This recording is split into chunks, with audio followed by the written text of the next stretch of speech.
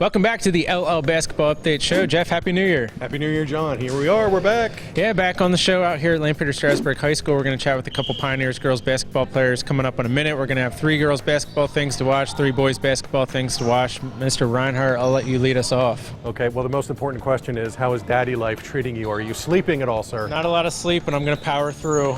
Good. Yeah. Okay, congrats again on that. Thanks. Okay, 3 things for LL girls basketball. Welcome back from the holiday break. Here we go.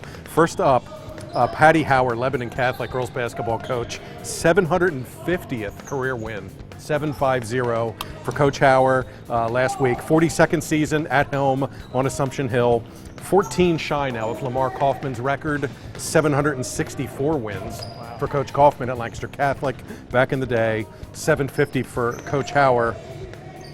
Tip of the cap there. That's an awesome number. Congrats.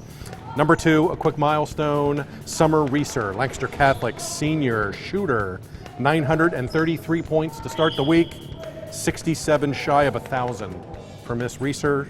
Closing in fast on that. Week or 2, she should hit the number.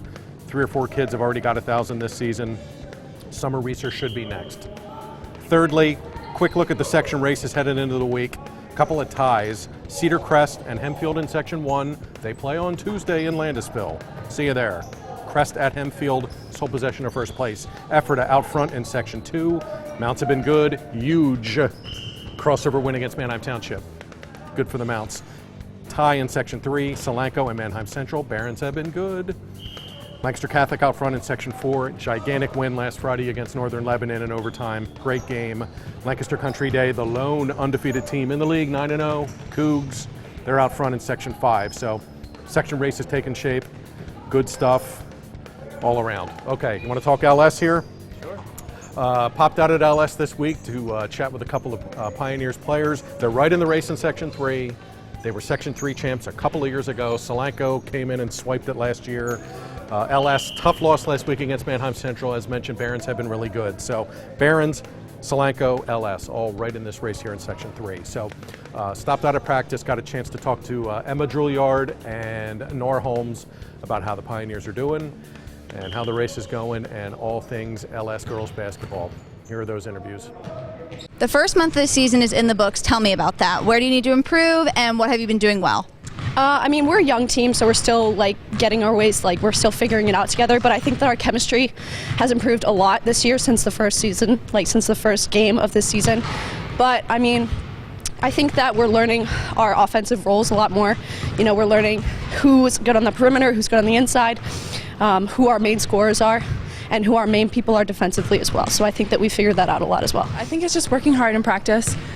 We come every day with a mentality to work hard and stay focused and win. So I think that's something that we've done well so far. And what do you think you guys can continue to improve the rest of the season? I think something that we can improve on is definitely putting together 4 quarters of good basketball. I think sometimes we have 2 or 3 good quarters, but just working on staying focused the entire time and playing the whole way through. And last year Solanco took that section title. Has that driven you at all in the off season and in the beginning of this season? Oh, absolutely. We knew that Central and Solanco and Calico, they're all great teams in our section.